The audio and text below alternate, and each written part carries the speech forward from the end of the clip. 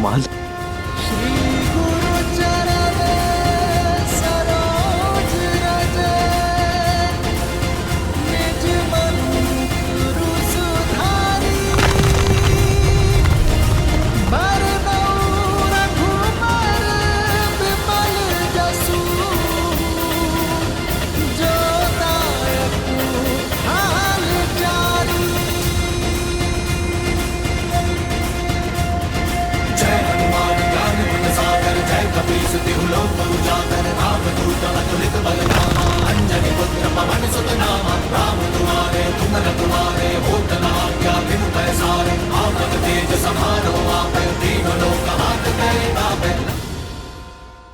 श्री राम।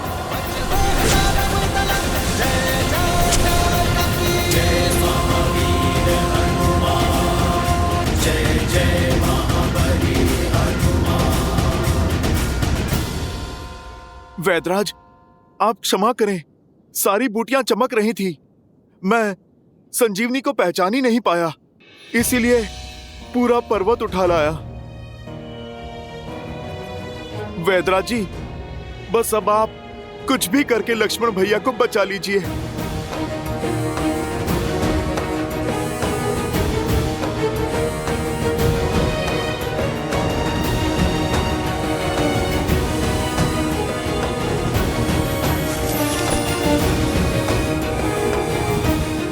प्रभु,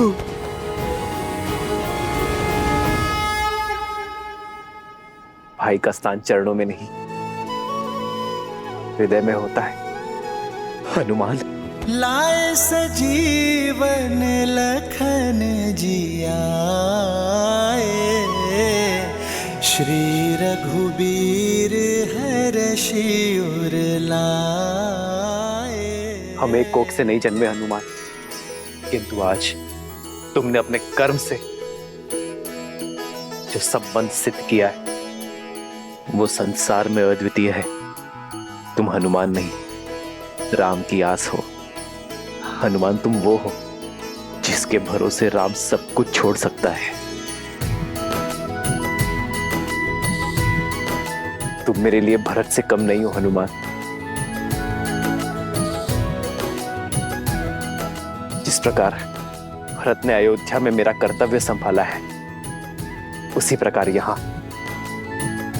मेरे कर को आधार दे रहे हो।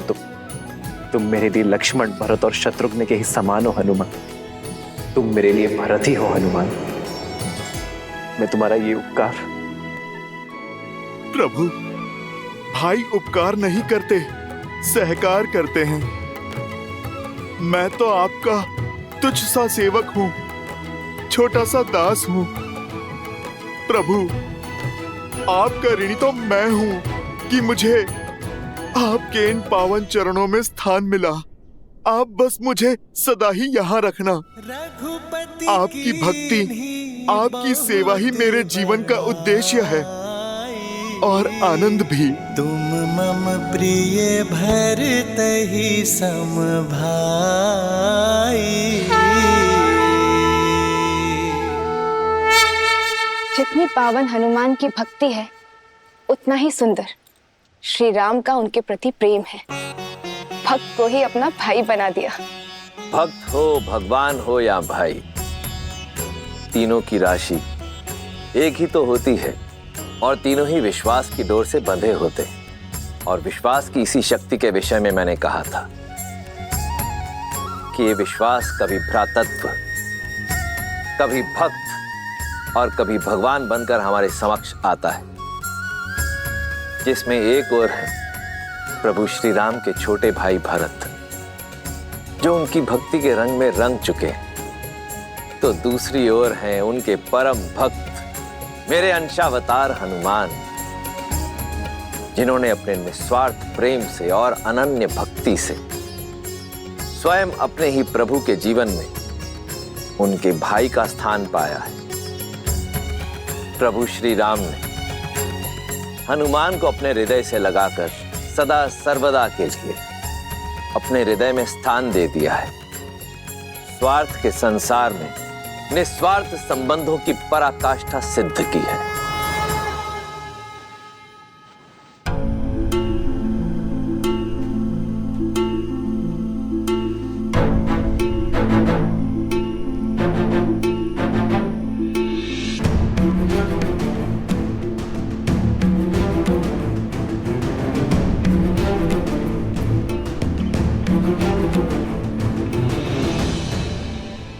मैंने तो अपना कर्म कर दिया, अब बारी संजीवनी की है।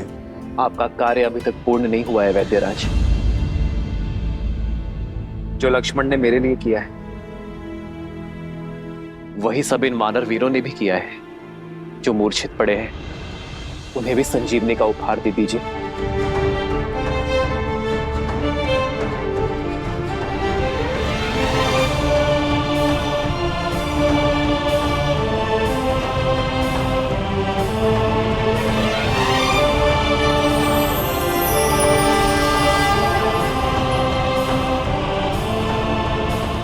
लक्ष्मण, मित्र, आपकी कृपा से सारे वानर वीरों को जीवन प्राप्त हुआ, परंतु लक्ष्मण भैया का घाव तो ठीक हो गया है, लेकिन होश नहीं आ रहा है। सबकी सुध देख मेरी खोई सुध भी लौट आई है मित्र। मेरी वानर सेना के बिना इस राम के तन में श्वास तो थी, तो मन में आस नहीं थी। अब मेरे प्राण अटके हैं तो केवल मेरे लक्ष्मण में। जहां भगवान के प्राण अटके हैं वहीं इस भक्त का निवारण अटका है। जब तक लक्ष्मण भैया उठ के खड़े नहीं हो जाते तब तक ना तो मेरा कर्तव्य पूरा होगा, ना राम काज का दायित्व। जिस औषधि ने सबकी मूर्छा तोड़ दी, उसका प्रभाव लक्ष्मण भैया पे क्यों नहीं पड़ रहा? अंगद, प्रभाव होगा। लक्ष्मण भैया अवश्य स्वस्थ होंगे, अवश्य होंगे। जीवन भर छाया की भांति प्रभु श्री राम के साथ रहने वाले यूं बीच युद्ध में साथ थोड़ी ना छोड़ देंगे।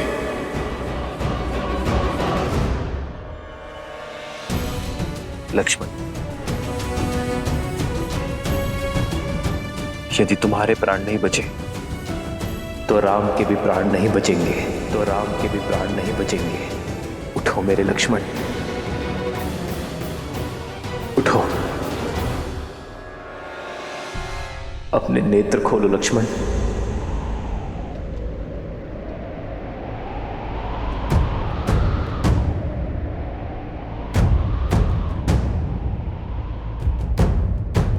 लक्ष्मण,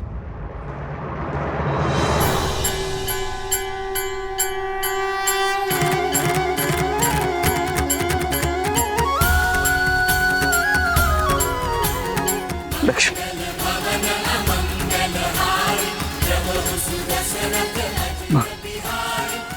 भैया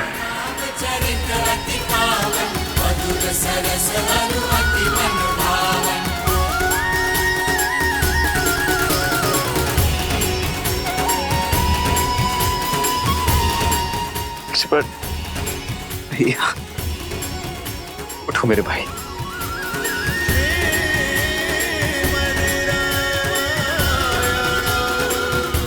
लक्ष्मण,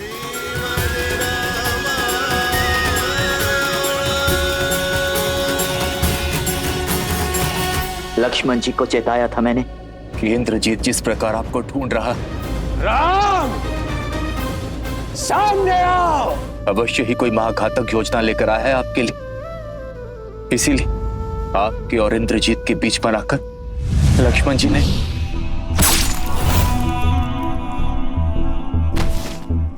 क्रोधित हूं मैं, बहुत क्रोधित हूं। बस यूं समझो कि किसी प्रकार रोका है अपने आप को। क्यों लक्ष्मण, क्यों मुझ पर आया घात? तुमने अपनी छाती पर ले लिया। अरे होने देते मुझ पर प्रहार, तब चोट केवल मेरे तन पर लगती। किंतु तुम्हें मूर्छित देख मेरा मन घायल हो गया था लक्ष्मण। मेरी आत्मा टूट गई थी। भूल गए लक्ष्मण, यदि राम शरीर है तो लक्ष्मण उस शरीर में बसी आत्मा।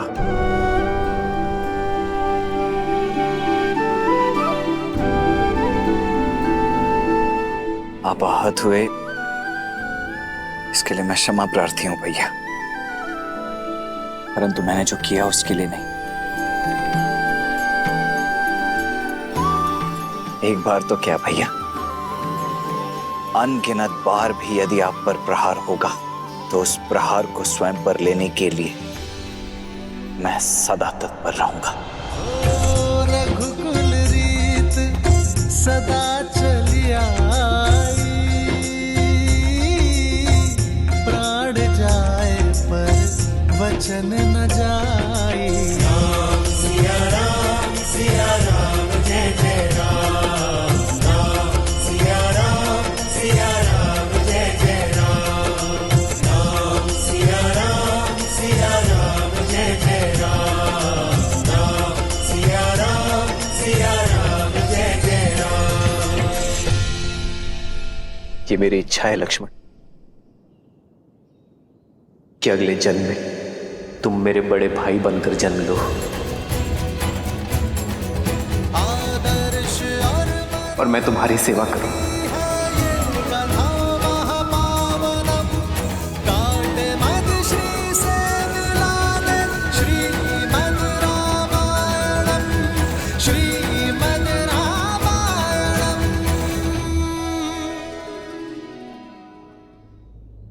आज यदि हम एक दूसरे को आलिंगन कर पा रहे तो उसका श्रेय उसे जाता है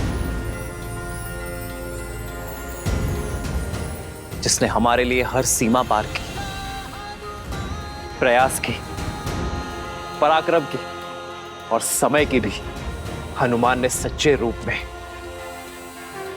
अपनी बल और बुद्धि का परिचय दिया है। मेरे लक्ष्मण को और मेरे वानर मित्र को बचाने का श्रेय मेरे पांचवें भाई हनुमान को जाता है।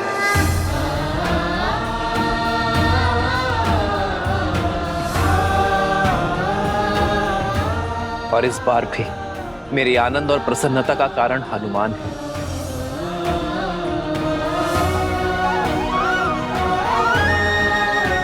संजीवनी लाकर तुमने केवल लक्ष्मण और वानर सेना के प्राण ही नहीं बचाए हैं, बल्कि कि श्री रघुवीर के हर्ष को भी पुनः जियाया है हनुमान ने। पवन तनय संकट हरन, मंगल मूर्ति रूप। जय श्री राम। पवन सुत हनुमान की जय श्री राम।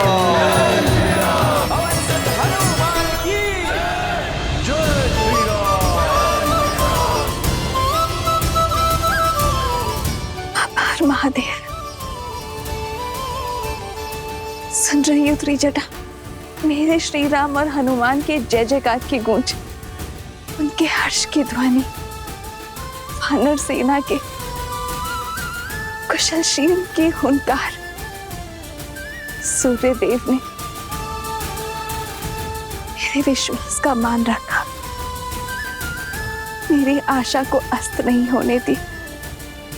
ये प्रमाण है,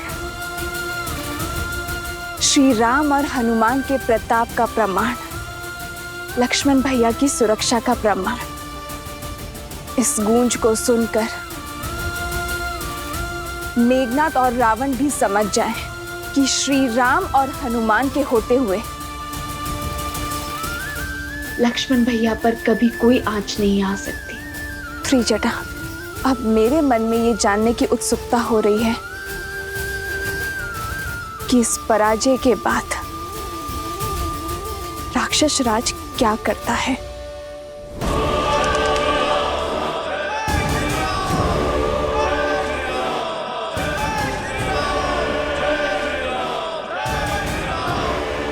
कितनी बार लंका को उसी की भस्म से खड़ा करेंगे हम? हमारा हर दांव उल्टा पड़ रहा है। हमारी हर घाट का उत्तर, हर वार की काट है उस राम के पास। सारा तांडव सीता के अपहरण से आरंभ हुआ। हमें उस स्त्री को लौटा देना चाहिए या उसका अंत कर देना चाहिए। मौन!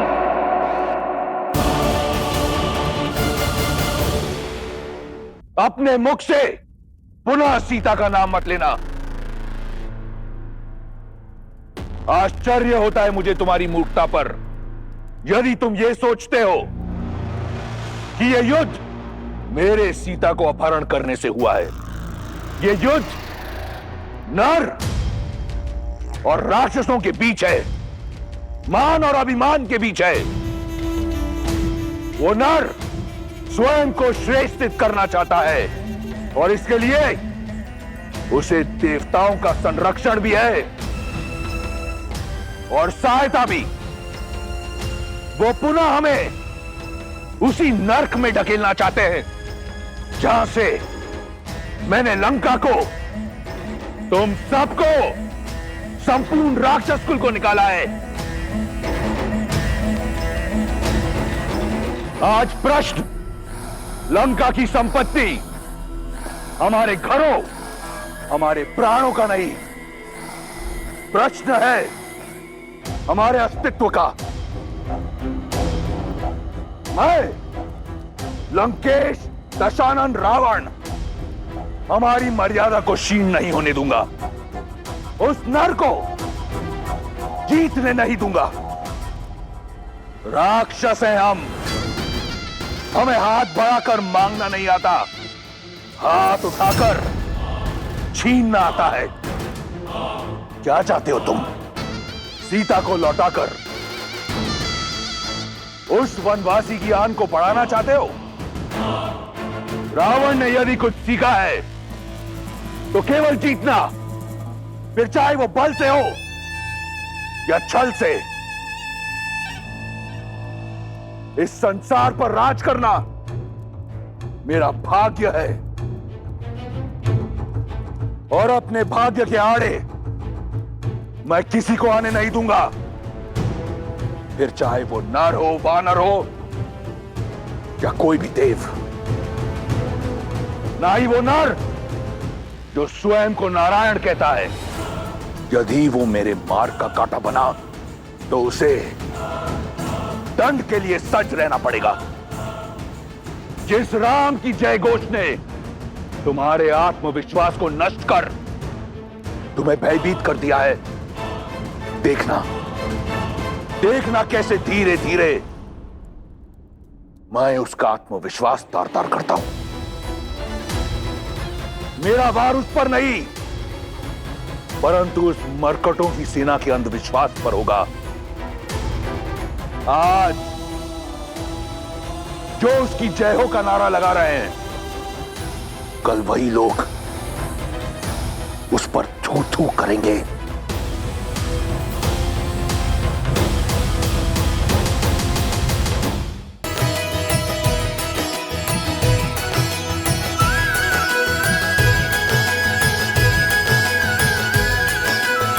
मेरे प्राण बचाने के लिए इतना बड़ा पर्वत उठा लाए हनुमान।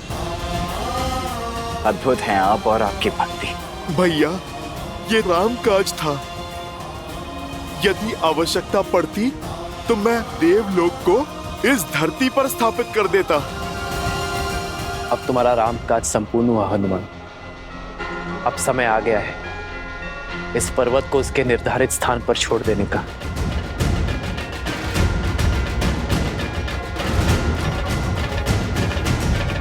रुको हनुमान,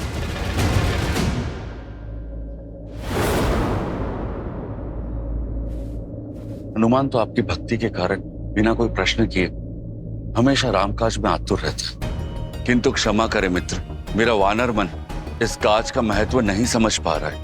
ये संजीवनी पूरे युद्ध में हमारा संबल बन सकती है, हमारे सैनिकों के प्राण बचा सकती है। फिर ये युद्ध वीरों का नहीं, कायरों का होगा मित्र। नियति और भाग्य के विरुद्ध होगा। और सबसे बड़ी बात, मां समान प्रकृति का उल्लंघन करेगा।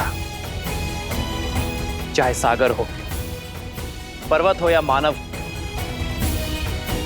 संजीवनी हो या वनस्पति, प्रकृति ने इन सभी का स्थान उपयोगिता के अनुसार निर्धारित किया है ताकि हम सब आवश्यकता के अनुसार इनका लाभ उठा सकें, किंतु इनका दोहन ना करें, इनका शोषण ना करें। हमारा कर्तव्य प्रकृति का सम्मान करना है मित्र। उनके साथ छेड़छाड़ करना मैं नहीं चाहता कि भविष्य में मेरे हनुमान पर प्रकृति का संतुलन बिगाड़ने का लांछन लगे। और वैसे उद्देश्य पूर्ति के बाद तो प्राण स्वयं परमात्मा में मिल जाते हैं, तो इसे भी लौट जाना चाहिए। प्रभु, दास आदेश के लिए सज्ज है। जय श्री राम।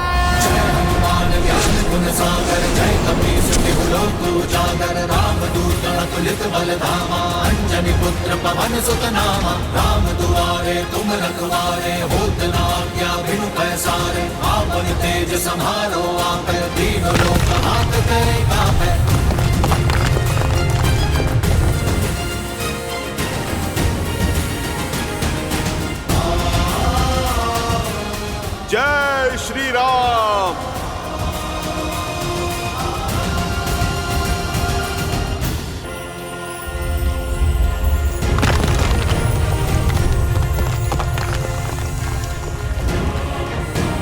जय महावीर हनुमान, जय जय पवन पुत्र हनुमान। हनुमान जी, आप इसे पुनः हिमालय की ओर फेंकने वाले हैं? हाँ विभीषण जी, मुझे उस समय जाना पड़ा क्योंकि इसे खोजना था। अब तो वापस भेजना ही है। युद्ध के मध्य पुनः जाकर रखने में समय नष्ट करना व्यर्थ होगा विभीषण जी। जब मैं इसे यहीं से सटीक वहां पहुंचा सकता हूं। पर हनुमान, यदि कोई दुर्घटना हुई, यदि पर्वत का भाग इधर उधर गिर गया तो इसमें भी कोई रामकाज ही होगा, है ना प्रभु? ये बूटी सुदूर हिमालय में मिलती है, दुर्लभ ही नहीं, ये आलभ भी। यदि भविष्य में किसी को भी इसकी आवश्यकता पड़ेगी तो हर कोई इसे प्राप्त नहीं कर पाएगा, क्योंकि हर किसी के पास मेरा हनुमान नहीं होगा। यदि इसके कुछ खंड मार्ग में गिरे भी तो भी ये जन साधारण के लिए हितकारी ही होंगे, क्योंकि दक्षिण से उत्तर तक हर कोई इस बूटी का लाभ उठा पाएगा। जय श्री राम। जय हनुमान ज्ञान गुण सागर, जय कपीस तिहुलोक उजागर, रामदूत अतुलित बल धामा, अंजनी पुत्र पवन सुत नामा, राम दुआरे पैसारे, आपन तेज समारो आप, दीन लोक हाथ करे आप। हरिलाल लघु वज्र देह दानव तलन, जय जय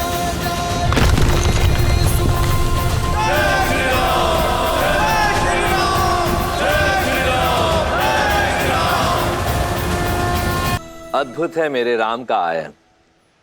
जो प्राणी कार्य करके संतुष्ट हो जाते हैं वो नर कहलाते हैं, और जो कार्य पूर्ण करने के पश्चात भी संसार के कल्याण के लिए प्रयासरत रहते हैं वो नारायण कहलाते हैं। जैसे मेरे प्रभु श्री राम उत्तर से सुदूर दक्षिण तक इस मार्ग पर यात्रा की प्रभु श्री राम, तो इस मार्ग का ऋण हुआ उन पर जिसे उन्होंने चुका दिया। यही तो महानता होती है महापुरुषों की। जिस मार्ग पर भी चलते हैं वहां अपने पीछे अपने चिन्ह, अपने प्रतीक, अपनी ऊर्जा और संसार का कल्याण छोड़ जाते हैं। आने वाले काल में साधारण मनुष्य हनुमान की भांति संजीवनी को तो नहीं खोज पाएगा, परंतु इन पर्वतों की छोटी छोटी चोटियों में छिपी औषधियों का लाभ अवश्य उठा पाएगा। ये औषधियाँ, ये पर्वत बढ़ते बढ़ते आयुर्वेद और सिद्ध चिकित्सा का ही अंग नहीं बनेंगे, अभी तो अध्यात्म का केंद्र भी बनेंगे। नर को नारायण से मिलने का मार्ग बताएंगे। बताइए, इससे बड़ा भला कोई कल्याण हो सकता है?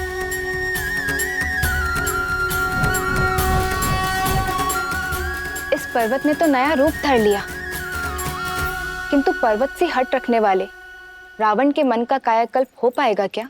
जब कोई धर्म और नियति के विरुद्ध युद्ध लड़ता है, जब कोई प्राणी मर्यादा की सीमा तोड़ने को आतुर हो जाता है, तो उसके कर्म और परिणाम दोनों भयावह हो जाते हैं, जिसका उदाहरण है रावण के कर्म। रावण के कर्म अक्षम्य हैं और उनका परिणाम उसके लिए घातक सिद्ध होगा।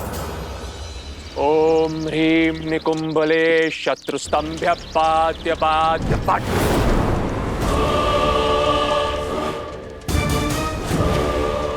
ओम ह्रीं निकुंभले शत्रुस्तंभ्य पाद्य पाद्य पट।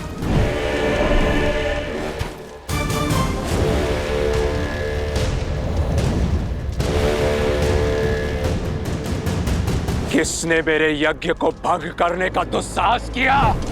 उसने जिसके लिए तुम ये साधना कर रहे हो। पिताश्री,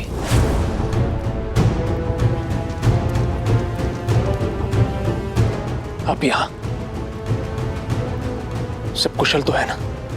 नहीं पुत्र, वो वनवासी का भाई पुनः जीवित हो गया है और वो मरकटों की सेना एक बार फिर खड़ी हो चुकी है। असंभव है ये। शक्ति अस्त्र का काट उन्होंने खोज कैसे लिया? उन्होंने क्या किया, कैसे किया, इससे कोई अंतर नहीं पड़ता। अंतर अब इससे पड़ता है कि अब आगे हम क्या करेंगे। आदेश दीजिए पिताश्री। समय आ गया है।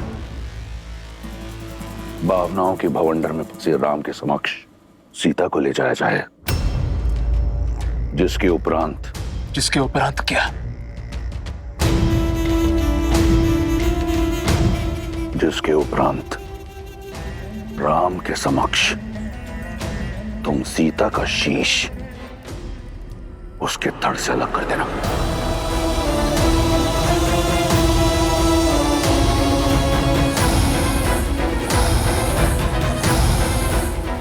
पिताश्री। हाँ पुत्र, अब सीता की मृत्यु उस विश्वास, उस उद्देश्य का अंत करेगी जिसे लेकर राम आगे बढ़ रहा है।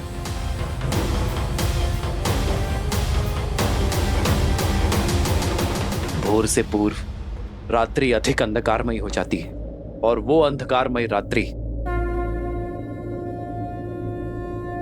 हनुमान के कारण शेष हुई। परंतु अब भी हर पल कठिन होता जाएगा। हमें अपना शौर्य उगते सूर्य के तेज की भांति प्रतिपल बढ़ाना होगा। जितना शौर्य दिखाया है उससे अधिक साहस दिखाना होगा। ये हार रावण के सम्मान पर प्रतिघात है, जिसका उत्तर वो क्रोध और क्रूरता के साथ देगा। मेरे वानर वीरों, सज्ज रहना, क्योंकि किसी भी क्षण अनिष्ट हो सकता है। सभी सेनापति अपनी अपनी टुकड़ियों के साथ लंका के हर द्वार पर घात करेंगे। रावण की पाप की नगरी पर चारों ओर से एक साथ प्रहार करेंगे। आज्ञा का पालन होगा। आज्ञा का पालन होगा श्री राम। राम कहो जय श्री राम। दशरथ नंदन राजा राम। राम नाम भजते हनुमान। अवध बिहारी राजा राम।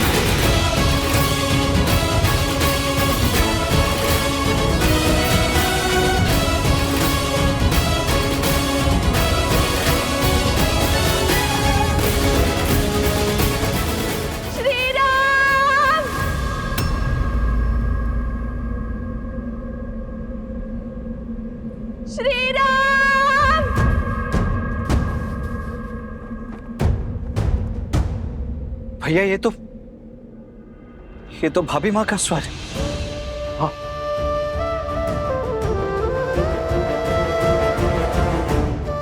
सीते, स्वामी। सीते, श्री राम। श्री राम।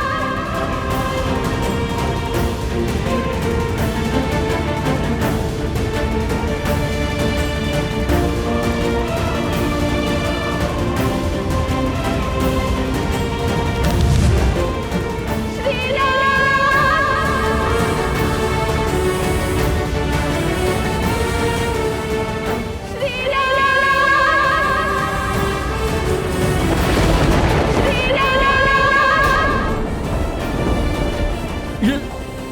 तो माता सीता है।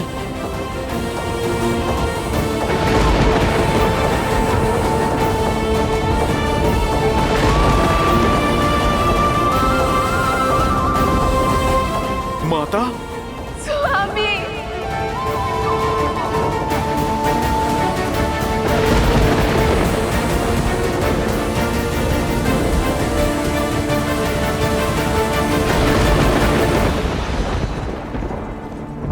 श्री राम, सिया राम, श्री राम,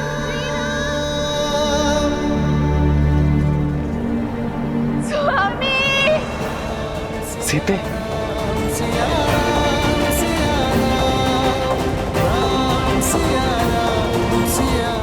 अभी माँ,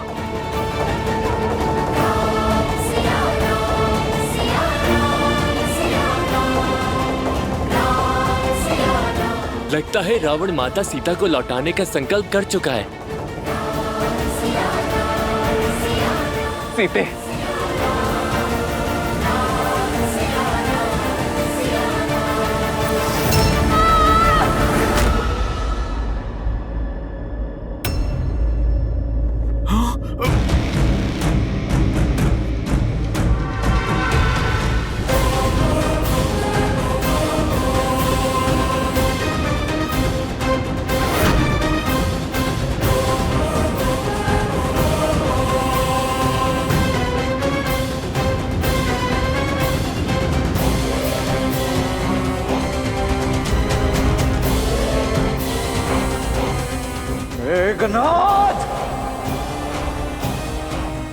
इस समय तुम्हें उत्तर देने का नहीं है, तुम्हारे भ्राता श्री को संदेश देने का है।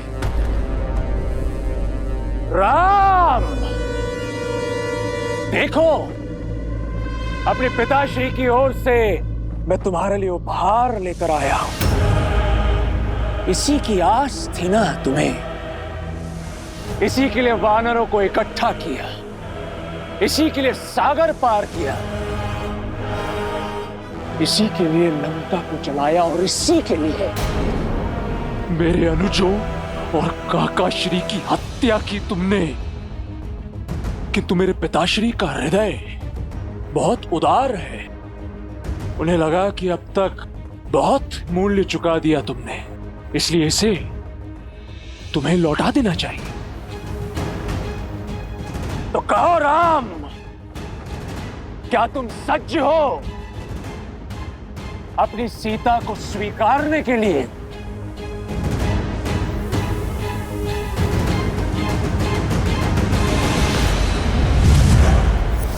सीते,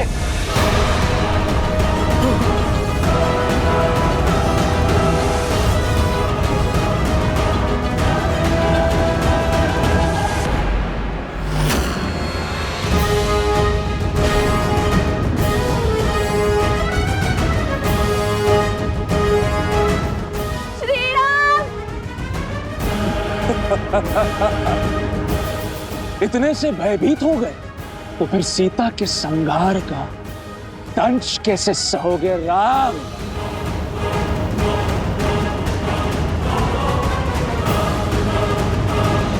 नहीं भैया, ये सत्य नहीं हो सकता। ये दुष्ट अवश्य हमें माया से छलने का प्रयास कर रहा है। हाँ लक्ष्मण, इसका रूप अवश्य सीता सा है, किंतु भाव और स्वरूप नहीं। अच्छा, विश्वास नहीं हो रहा तो ठीक है, अब विध्वंस देखो। देखो कैसे मैं तुम सबके समक्ष सीता को मृत्यु लोक पहुंचाता हूं।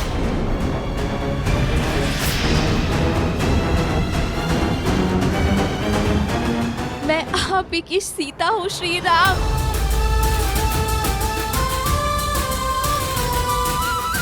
लंका के इस पाप में मेरा प्रेम का पुण्य ही मेरा संबल था। जब ये दुष्ट मुझे युद्ध भूमि की ओर ला रहा था, तब मेरे मन में भय नहीं, विश्वास था, आभार था आप सबके प्रति। युद्ध भूमि में असुरों का संहार करने वाली वानर सेना, धन्यवाद। मेरे श्री राम का संकेत मुझ तक पहुंचाने वाला हनुमान, मेरी बुझी हुई आस का दीपक प्रज्वलित करने वाला हनुमान, धन्यवाद।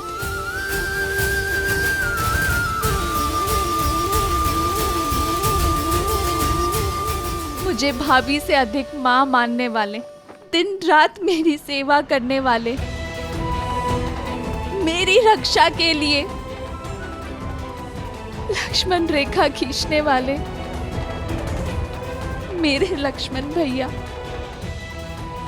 मेरी गरिमा पर हुए आक्रमण का उत्तर देने के लिए धन्यवाद। हबीबा, विश्वास की हर डोर टूट सकती है, किंतु मेरे श्री राम से आस की डोर कभी नहीं।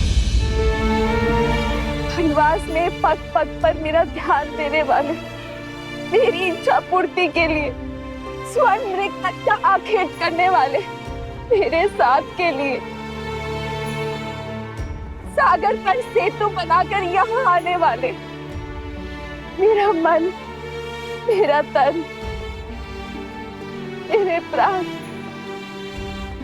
मेरे श्री राम, धन्यवाद। सीते,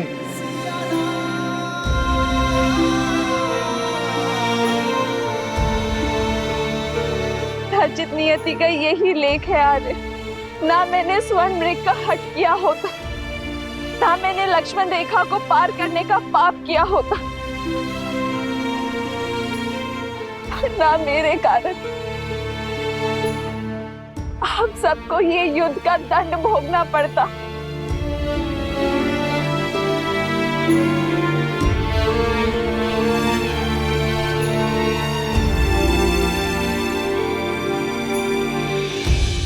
मुझे वन में भी महलों का सुख देने के लिए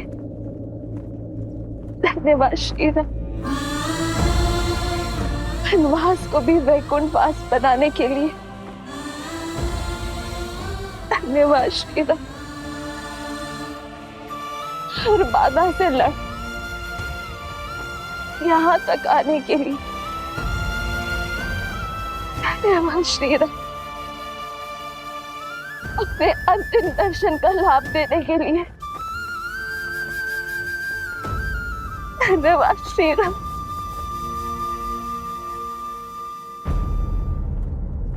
समय आ गया है, भूमि से उत्पन्न हुई भूमिजा एक बार पुनः भूमि में मिल जाएगी। मेरा काटना असंभव हो रहा था मेरे लिए श्री,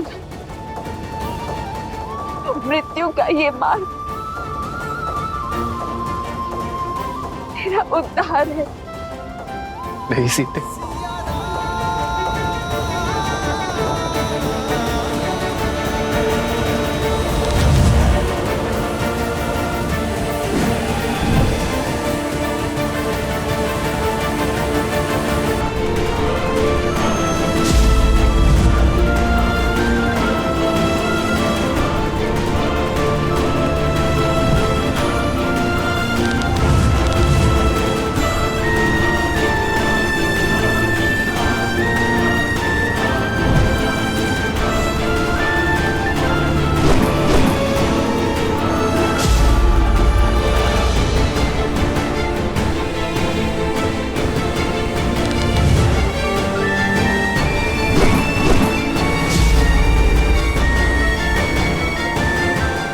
जब तक मैं इस दिव्य रथ पे हूं, ना तो तुम्हारे वार मेरे रथ को भेद सकते हैं और ना ही इस रथ पर सवार पराक्रमी इंद्रजीत को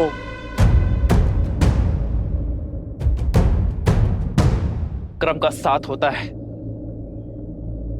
वो नीचता का हाथ नहीं थामते मेघनाथ।